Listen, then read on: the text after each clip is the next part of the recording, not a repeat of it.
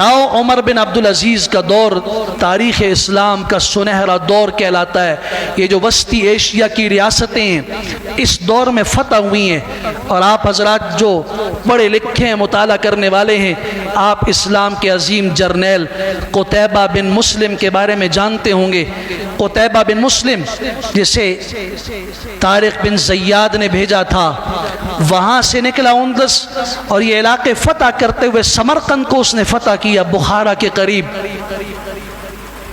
دور ہے امیر المومنین عمر بن عبدالعزیز کی خلافت کا۔ اسلامی فوجیں داخل ہو گئیں، سمرقند فتح ہو گیا۔ وہاں کے پادری نے خط لکھا، قاصد کو دیا، دوڑ کے دمشق جاؤ، شام کے دارالحکومت، امیر المومنین عمر بن عبدالعزیز کو یہ خط پہنچاؤ، ہمارے ساتھ ظلم ہوا ہے۔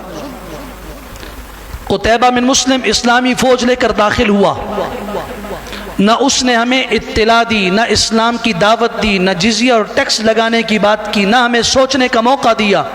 راتوں رات حملہ کیا، ہم پرامن سو رہے تھے، صبح اٹھے مسلمان فوجیں داخل ہو چکی ہیں، سمرقند فتح ہو چکا ہے۔ یہ ہمارے ساتھ ناانصافی ہے۔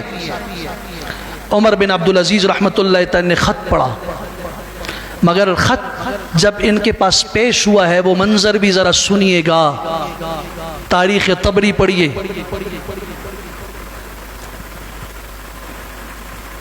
فتوح البلدان پڑھیے علامہ بلازوری کی، دونوں حضرات نے لکھا ہے، قصص من التاریخ علی الطنطاوی کی، یہ کلمات اور الفاظ لکھے ہیں۔ جب یہ ڈھونڈتا ہوا پہنچا ہے وہاں، ایک عالی شان بڑی عمارت دیکھی، ہزاروں لوگ وہاں آ رہے ہیں۔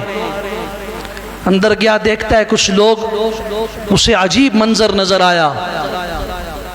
وہ کہنے لگا یہ قصر خلافت ہے، بادشاہ کا محل ہے۔ نہیں نہیں، یہ تو مسلمانوں کی مسجد ہے۔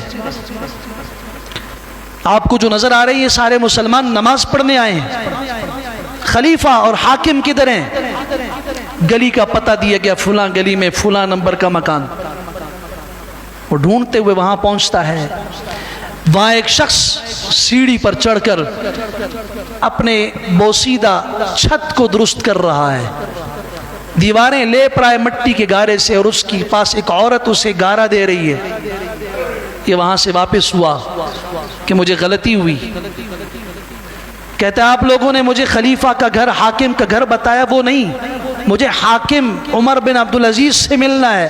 اللہ کی قسم وہی ہے۔ آپ نے حاکم کا تصور جس کے آگے پیچھے لمبی چوڑی ہزاروں کی فوج ہوگی؟ اسلام میں یہ حاکم کا تصور نہیں ہے۔ وہ جو گارے سے اپنی دیوار لیپنے والا ہے وہی عمر بن عبدالعزیز ہے، وہی حاکم وقت ہے۔ قریب پہنچتا ہے، آپ عمر بن عبدالعزیز ہیں؟ میں ایک فریاد لے کر آیا ہوں۔ میں رکو، نیچے اترے، وہ گارے والے کپڑے چینج کیے، کپڑے تبدیل کر کے باہر تشریف لائے۔ جی، خط پڑھا، فریاد پڑھی، اس خط کے دوسرے طرف پلٹا کے اس ورق کے دوسری طرف خط لکھا سلیمان کے نام پر، جو گورنر تھا سمرقند کا، فوراً قاضی مقرر کرو اور اس کی عدالت میں اس کی فریاد سنو، اور سمرقند کو فتح کرنے والا اسے اپنی عدالت میں قتیبہ بن مسلم کو بلاؤ، اس سے پوچھو یہ ظلم کیوں ہوا۔ 3 لائنوں میں خط تھا۔ اس شخص کو یقین نہیں آیا کہ اس پہ کیا ہوگا، ایک فقیر شخص کا، جس کے پاس اپنے گھر بھی رہنے کے لیے ڈھنگ کا نہیں ہے۔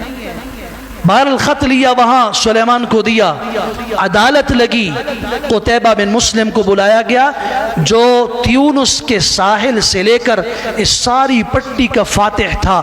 اس جرنیل اور سپہ سالار کو بلایا گیا، اور کس کے خلاف؟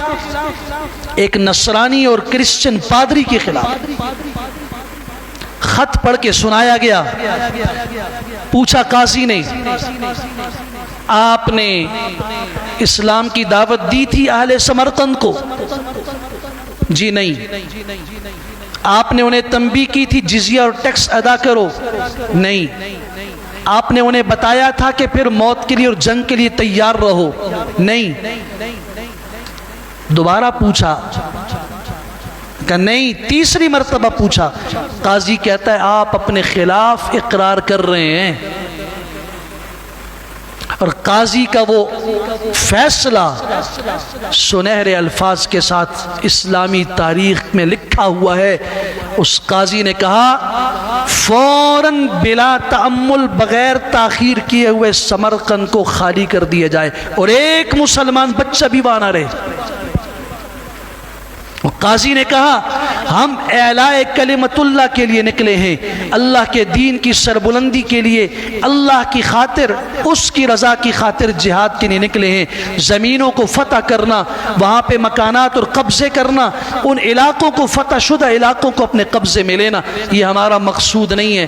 ہمارا مقصد اللہ کی رضا اور عدل ہے. اللہ نے آج تک امت مسلمہ کی مدد کی انصاف کی بنیاد پر. یہ سراسر دھوکہ اور غدر ہے اور دھوکے والوں کے ساتھ اللہ کی مدد نہیں ہوتی. سمرقند خالی کر دیا جائے. تاریخ نے لکھا ہے گھنٹے نہیں گزرے، شام ہوئی. وہی شام، اس شام کو آوارہ کتے اس گلیوں میں بھونکتے ہوئے نظر آ رہے تھے. ایک مسلمان فرد وہاں موجود نہیں تھا. جب مسلمان نکلے ہیں، چند دن وہاں رہے تھے، ان کے اخلاق، ان کے معاملات سے متاثر ہو کر اس پادری نے سب نصارہ کو جمع کیا اور ان سب نے کہا نہیں، یہ اتنے بہترین لوگ ہمارے پاس آئے تھے کہ اللہ کی قسم ہمیں ان سے کوئی شکایت نہیں. ہم اس دین میں داخل ہونے کو اپنا فخر سمجھتے ہیں. نشہد ان لا الہ الا اللہ وان محمد الرسول اللہ. سمرقند کی گلیاں، وہاں کے کوچے اللہ اکبر کی صداؤں سے گونج اٹھے. پورے کا پورا سمرقند کا وہ نقشہ بدل گیا. وہ جو کافر تھے عدل اور انصاف کے فیصلے کی بنیاد پر مسلمان ہوئے اور آج تک سمرقند ایسے ایسے ہیرے پیدا کیے ہیں. اس پوری پٹی نے امام بخاری کو دیکھیں، اسی علاقے کے ہیں. ابو لیث سمرقندی کو دیکھیں، فقیہ اسی علاقے کے ہیں. امام ترمذی اسی کے میں اگر یوں کہوں حدیث کی 6 معتبر ترین کتابیں، صحیح بخاری، صحیح مسلم، صحیح ترمذی، سنن ترمذی، سنن ابی داؤد، سنن نسائی اور ابن ماجہ، 6 کی 6 مستند ترین ٹاپ لسٹ کی جو 6 کتابیں اسی خطے کے علماء نے لکھی ہیں.